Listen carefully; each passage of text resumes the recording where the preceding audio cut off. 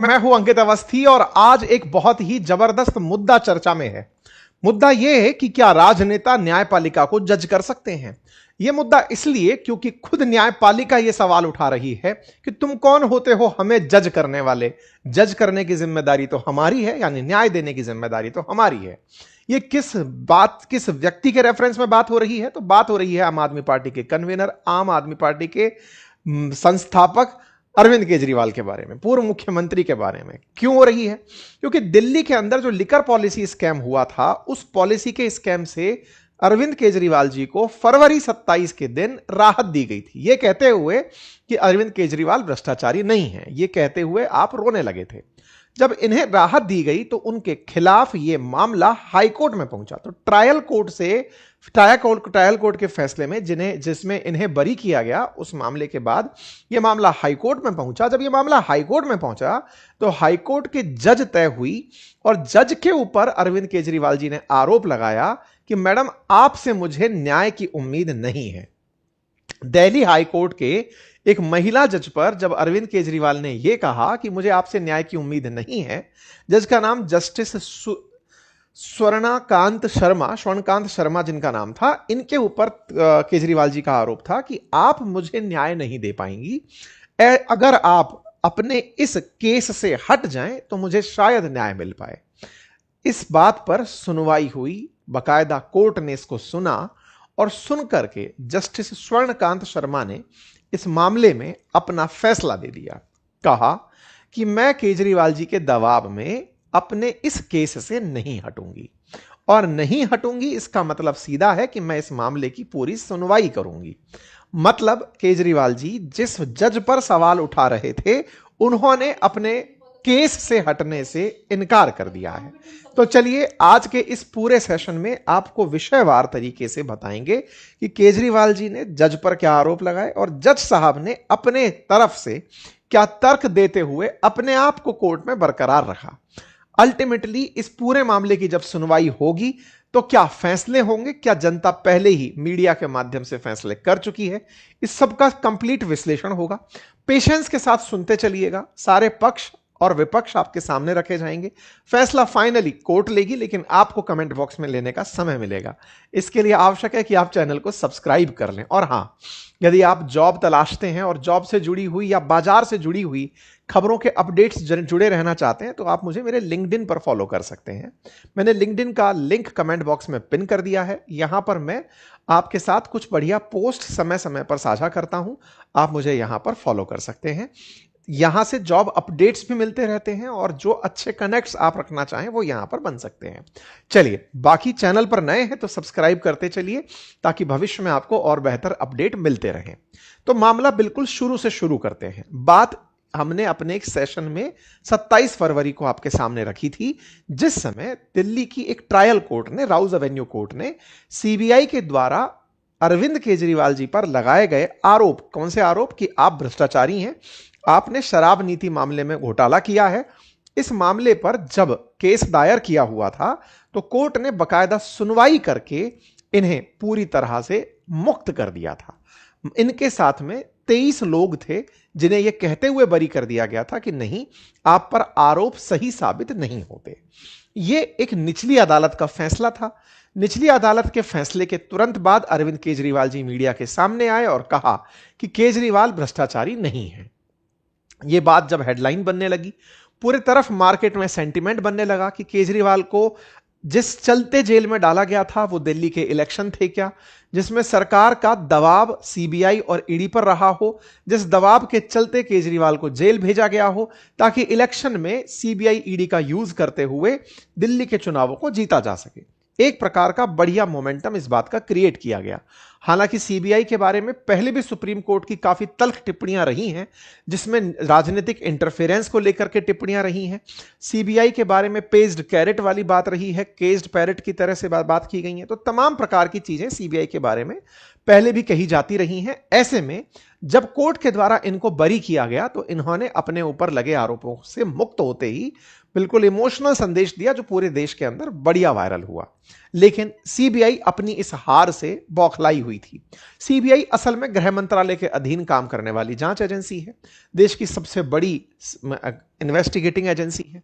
ऐसे में जब यह अपने केस से हारती है तो तुरंत हाई कोर्ट का रुख कर लेती है।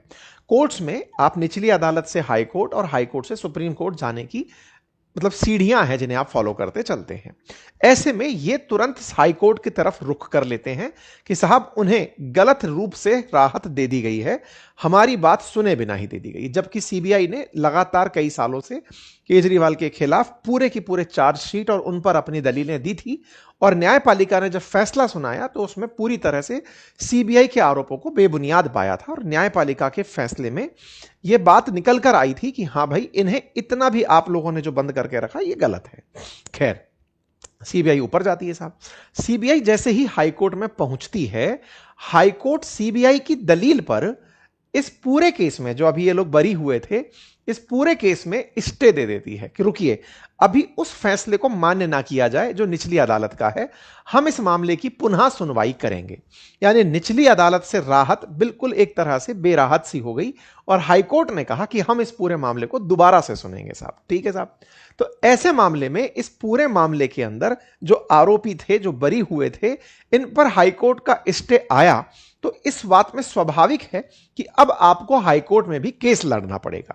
तो जो व्यक्ति अभी रिहा हुआ ही था, अब केस में राहत मिली ही थी, लेकिन इसमें अब हाईकोर्ट फिर से इन्वॉल्व अगर हो रहा है तो यह मामला फिर से घूमता घूमता चलेगा। मामला कब का था? फरवरी एंड का था।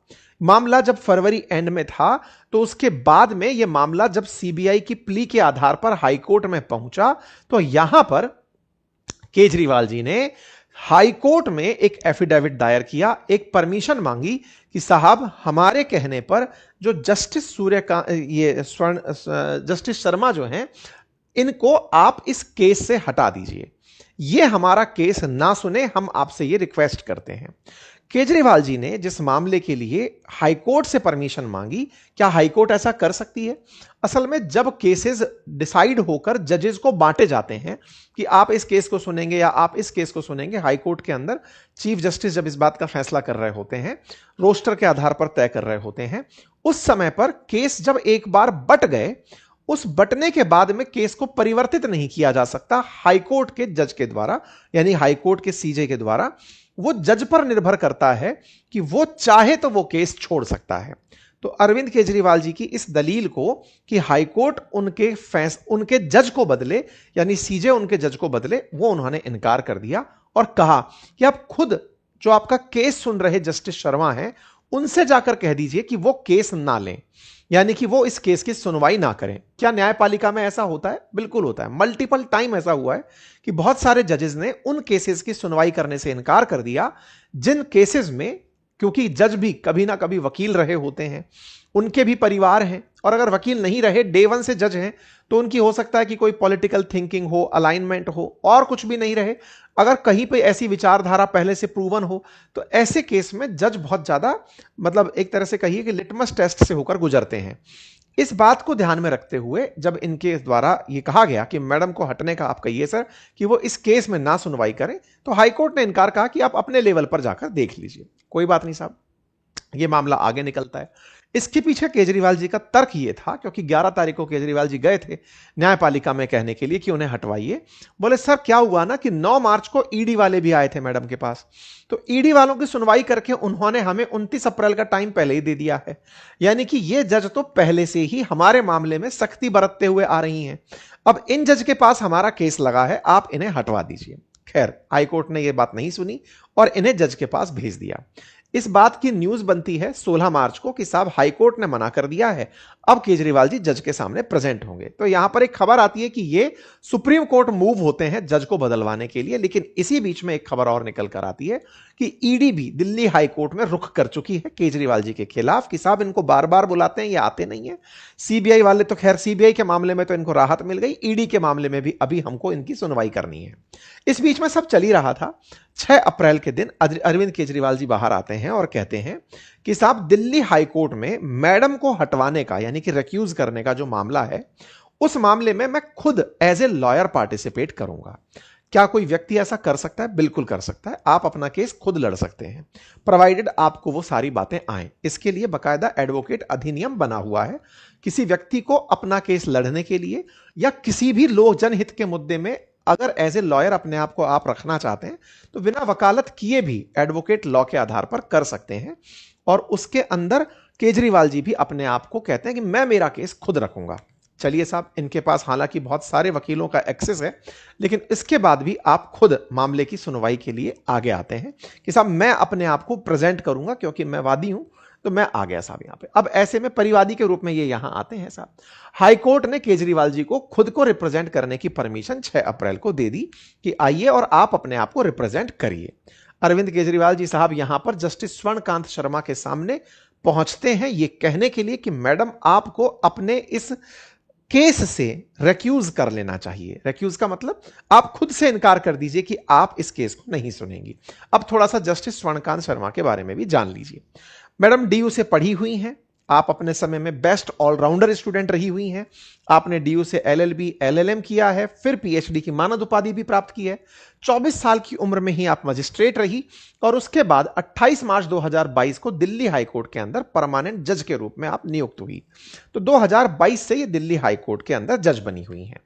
ठीक है साहब, जब जस्टिस स्वर्णकांत के सामने यह मामला पहुंचता है कि मैडम आप मेरे केस को ना सुने, इस पर फिर केजरीवाल जी को टाइम दिया जाता है कि आप आइए अपनी तरफ से वो कारण बताने के लिए कि मैं क्यों पद पर ना रहूं या फिर मैं इस केस को क्यों ना सुनूं। इन्हें 13 अप्रैल का टाइम दे दिया जाता है। इस बीच में जज के द्वारा सीबीआई से भी कहा जाता है कि भैया आप भी अपना जवाब लेकर आइए। अब ये सीबीआई की क्या कहानी है, क्योंकि एक तरफ सरकार है और एक तरफ केजरीवाल है। देखिए जब भी केसेस होते हैं ना, तो एक तरफ स्टेट होता है और एक तरफ मतलब एक तरफ वादी और एक तरफ परिवादी होता है। स्टेट की तरफ से सीबीआई है, यानी कि देश की तरफ से, राज्य की तरफ से, और सीबीआई के वकील सरकार के सॉलिसिटर जनरल तुषार मेहता हैं। तो सीबीआई को भी कहा गया कि आप भी ले आना भाई, आपकी भी कोई दलील हो तो वो लेकर आ जाना। टेक्निकली सीबीआई को यह कहा गया कि भैया तुषार मेहता जी को ले आना जब अरविंद केजरीवाल जी जिरह करने आए तो। ओके साहब, तो केजरीवाल जी 13 अप्रैल को पहुंचते हैं, जस्टिस स्वर्णकांत शर्मा के सामने प्रेजेंट होते हैं। उनका यह वीडियो उस समय बहुत वायरल होता है। ये अपनी तरफ से कुछ बातें रखते हैं, कुछ 10 पॉइंट निकाल कर रखते हैं कि मैडम मेरे मन में आशंका है कि आप मुझे निष्पक्ष न्याय नहीं दे पाएंगी। मैं आपके ऊपर आशंका रखता हूं, इसलिए मैं आपसे ये रिक्वेस्ट करता हूं कि आप इस केस से आप अलग हो जाएं।